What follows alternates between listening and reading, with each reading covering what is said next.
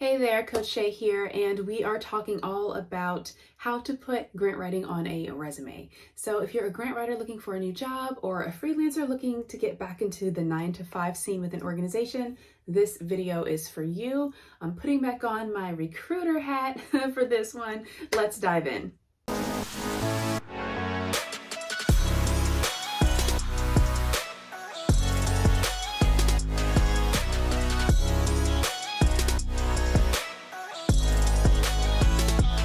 First, I want to give a brief word on Applicant Tracking Systems, or ATS. Love them or hate them, it's the reality right now. Now, not every company will use one, but a lot do, so it's important to understand what they are and how they work in order to put your best foot forward when it comes to submitting your resume. So an applicant tracking system, or ATS, is a software that companies will use to pre-screen and weed out hundreds or even thousands of applicants. So the system is really scanning applicant resumes for, the top skills, the required experience, things like that, in order to present the top tier candidates only to the recruiter assigned to that job requisition. Now they do this because there's really no way for that recruiter, with all of their day-to-day responsibilities, even just saying that is bringing me back, but truthfully, there's just no way a recruiter can effectively and efficiently review all of those applicant resumes. It's just not practical.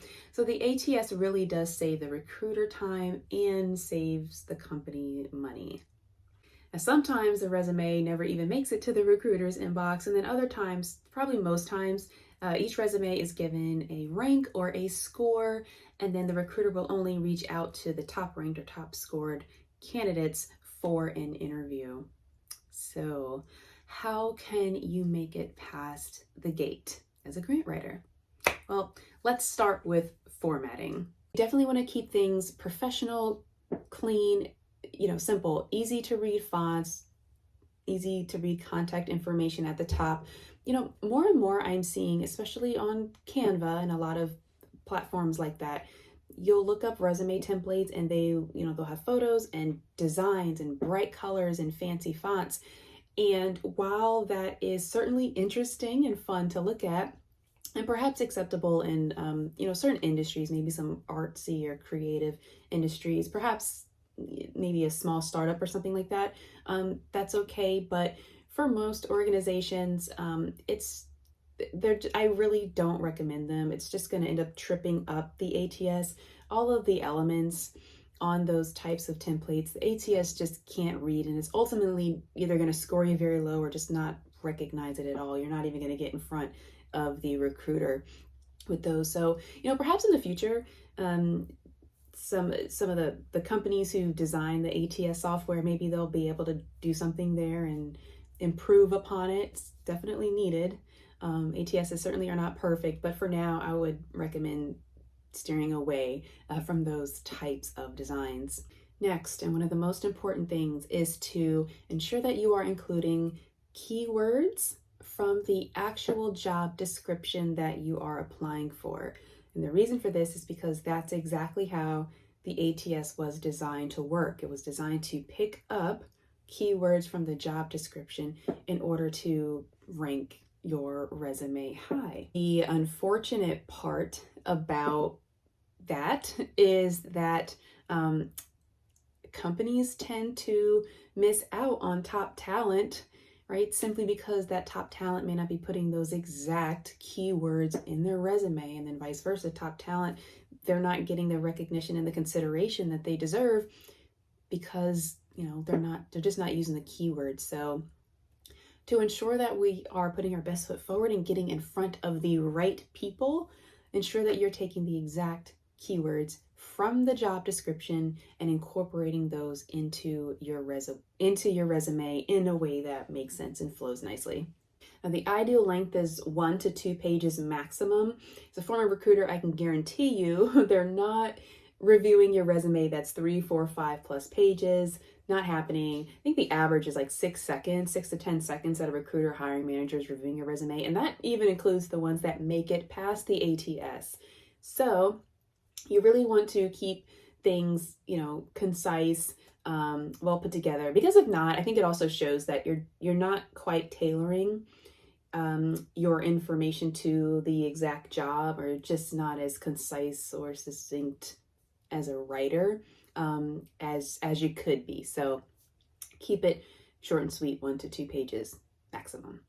So one little trick to kind of capture the recruiter or hiring manager's attention, especially to one of your important stats on your resume, is to write out the actual number, right, the numerical number, versus spelling it out. Even if it's grammatically correct to spell it out, don't put the actual number. So for example, if you led a team of 9 people doing XYZ, instead of writing out, 9, N-I-N-E, which in this particular case would be the grammatically correct thing to do, you do not want to do that here. Put the actual number 9, because as the recruiter or hiring manager is scanning the resume, that 9 is really going to stand out because it's not blending in with the rest of the words, right? So their eye is going to immediately drop to the number and then read that important stat that you want to get in front of them. So just a quick little tip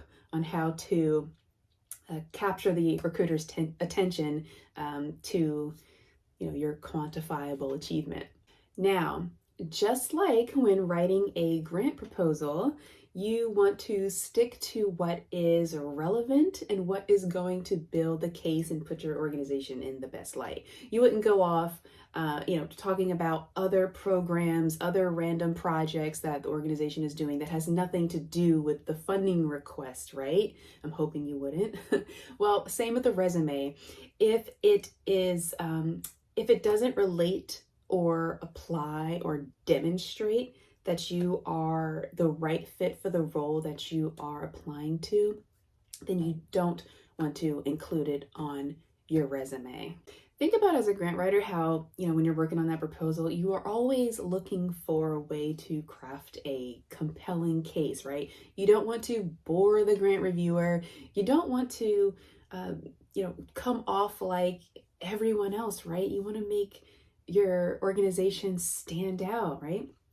The world of grants is very competitive, right? So we don't want to blend in with everyone else, right? Well, it's very similar to writing a resume, except you're making a compelling case for yourself, which, I know can be hard for some of us to do, but I know you can do it because you're an excellent grant writer. So what you want to do is really include all of your achievements. What was the outcome of your responsibilities, right? So we're not just merely listing responsibilities because that's boring, right?